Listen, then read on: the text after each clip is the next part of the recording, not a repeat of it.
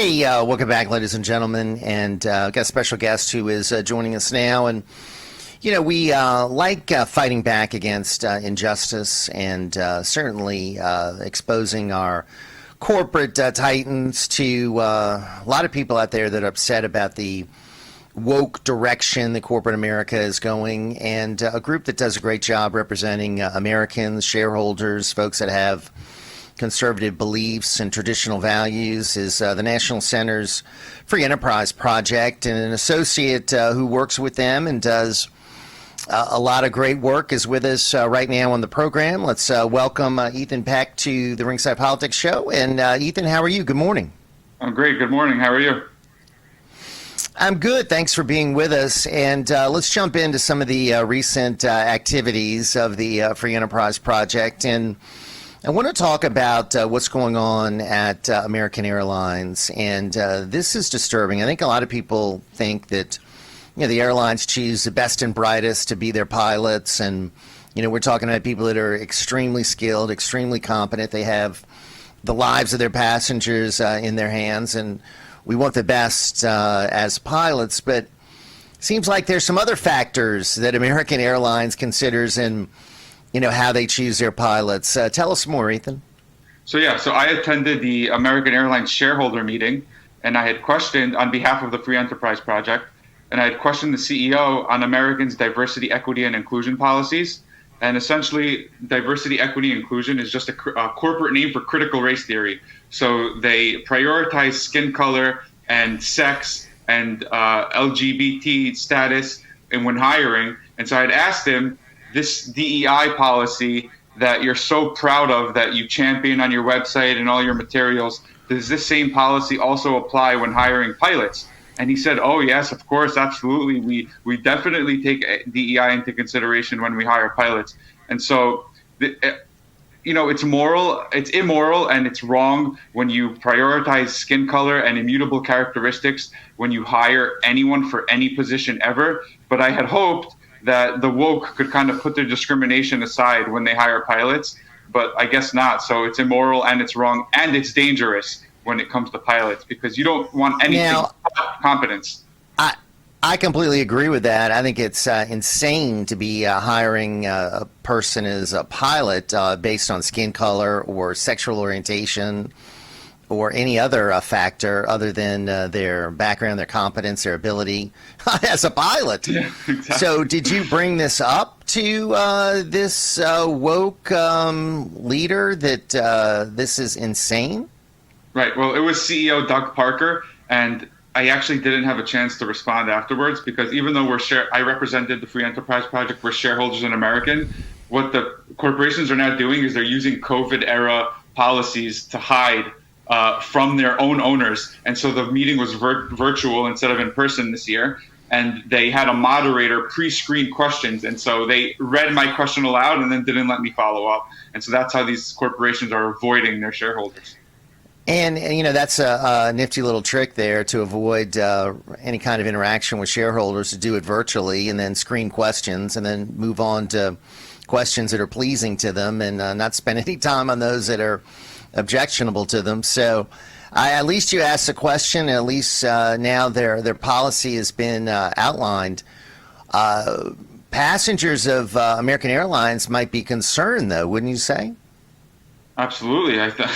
They should be concerned. And the biggest issue here is that it's not like just American is doing this. Delta is probably no different. And United, they're all doing it. All corporations in America, they're now beholden to their masters, which are these big ETF funds like BlackRock, Vanguard, State Street. And they're pushing ESG. And the S in ESG, that's the woke stuff. That's where the DEI is coming from. And corporations are being forced to capitulate to their ETF masters, and this is why that they're pushing these sort of woke policies. And it's not just American Airlines, right, Ethan? I'm sure it is something that's going on in most of the corporate boardrooms, and certainly it's involved in most of the meetings that you attend, right? Yeah, FEP has attended 55 meetings this year so far. I've attended over 30 myself. And one of the biggest things that I've seen is just the consistency. They're all the same, right? Every corporation is the same. You get this feeling that there's this sort of elitist managerial class running these companies, and they don't answer to the shareholders, and there's really no difference from company to company. And so what we have to do as shareholders, we can't just boycott one and go to the next. We have to get in there, use our voice as shareholders to fight back. Let's talk about Walmart and Comcast. The Free Enterprise Project is urging investors to oppose corporate discrimination. Tell us more if you could.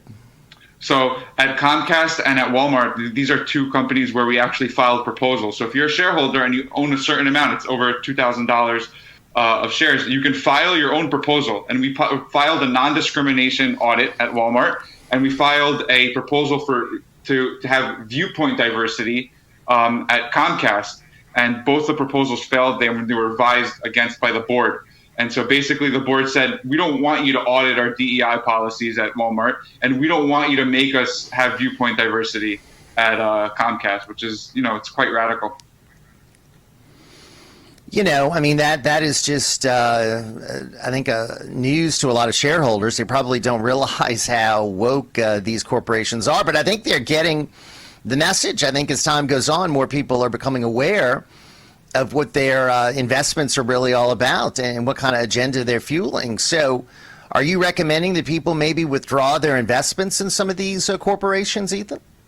Absolutely not. I think that what people have to do is, these corporations are massive. Okay, they have the power regardless. What we have to do is use our voice as shareholders. The vast majority of shareholders don't show up. They don't vote their shares, and they don't. They're not an engaged investor. They just have their pension fund invest in some other ETF fund, which has 200, 300 companies, and they don't even know who they own. I can't tell you how many times I've heard people say, "Oh, I hate Amazon," and then they're an owner of Amazon. So if you're an owner, do something about it, and that's kind of what we preach. Be a responsible, engaged investor, and this will move America back. We need a grassroots movement. And, the left has been very successful in taking over these corporations over the years. Right. They started as a grassroots effort themselves, didn't they? Absolutely. It was this sort of this march through the institutions to take over our media, our schools, and our corporations and our government, and they succeeded on all fronts. And what we can't just let them march through our institutions.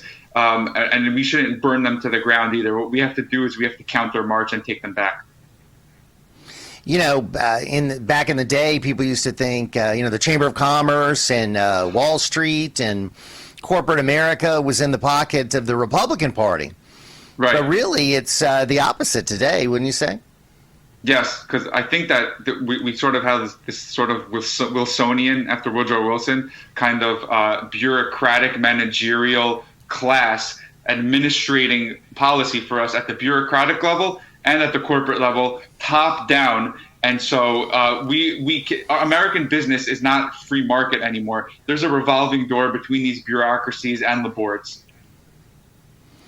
Let's, if we could, talk about the World Economic Forum and how is their agenda coincide with the agenda of corporate America, and what kind of involvement does corporate America have in the World Economic Forum? Huge. The World Economic Forum is funded by these corporations. And so they're, Google, Amazon, Facebook, you name it. All these corporations are partners of the World Economic Forum. You could see it on the WEF site. They go out to Davos every year. And Klaus Schwab is the one he's the one that came up with this concept of stakeholder capitalism, which is essentially in 1973 in his Davos Manifesto, which essentially says that a corporation is accountable to all stakeholders instead of their shareholders, which basically allows corporations to say, we have to service society. And that allows them to take power away from shareholders, use shareholder money, and do whatever they want. It's no different than communism in the sense that communism says, give us your money. We have to do it for the greater good. That's what corporations have become. And this WEF has pushed this worldview onto corporations over the last 50 years, and they've been very successful at it. And finally, Ethan, tell our viewers what BlackRock is and who is Larry Fink and what is he doing? Okay. Well, also BlackRock is a member of the World Economic Forum. It's very incestuous. And Larry Fink is on the board of trustees of the World Economic Forum. And BlackRock is an ETF manager. They're the biggest. They manage about, I think it's $8 or $9 trillion in assets. And so they buy up about 10% of almost every company in America. But it's not really their money because they have investors themselves, right? So they're offering ETF funds of all these companies, and they're voting on behalf of their clients. So they're basically voting on behalf of the retail investor and pushing them woke, right? And so and there are other ones like BlackRock, like Vanguard and State Street, and BlackRock, Vanguard, and State Street. They all own each other, and so you basically have this incestuous, these like mega managers voting on behalf of American investors and pushing companies woke. And so we have to fight against them. They're the source. And finally, Ethan, are there any conservatives anywhere in corporate America anymore? I mean, are there any corporations out there that are, following traditional values and really, promoting "Make America Great Again"? I mean, are there any corporations like that out there? Very few. There are individuals within corporations, and what we have to do is we have to fight against this culture so that these people are not scared to express their values. A lot of board members are comfortable just taking their paycheck and not ruffling any feathers. And it's the same way in Hollywood, right? There are these undercover closeted conservatives, and we have to get rid of that. And it's the same way in the NFL and all these sports teams. We just saw what happened in Jack Del Rio. He was the defensive coordinator. He expressed his point of view about the riots of 2020 vis-a-vis, the January 6th protests, and he got fined $100,000, and he had to apologize, and that's the way it is in as you say, Hollywood and these sports leagues and corporate America. Right. And until people start fighting back, it is really going to continue, wouldn't you say? Absolutely. Politics is downstream of culture, as Andrew Breitbart said, and we have to. It's a culture war that we're in, and so in a strange way, the American the fight for corporations is part of this culture war too. It's all intertwined, and so we have to fight back for our culture. We have to destigmatize our values. That defensive coordinator, he didn't say anything wrong. He just said truthful things, and even if he did say something wrong, you shouldn't be fined $100,000 for your opinion. And this is what's keeping people, conservatives at the corporate level, with their mouth shut because they don't want to lose their job. They don't want to get fined $100,000. We just saw a story yesterday with a very good employee at American Express who won awards at American Express being fired because he was white. And so we have to. He was sacrificed at the altar, and we have to resist this sort of stuff and get through it and not let not let them dominate us. Well, it is a fight worth having, and Ethan, thank you for joining us, and thank you for educating us as to what's going on in corporate America. And even though it looks bleak, we shouldn't give up. And thank you, sir. And we'll visit with you again soon, and keep going to those shareholder meetings, and keep holding their feet to the fire and exposing their craziness, like choosing pilots based on sexual orientation or skin color as opposed to competence and experience. Crazy. Quick time out. We'll be right back.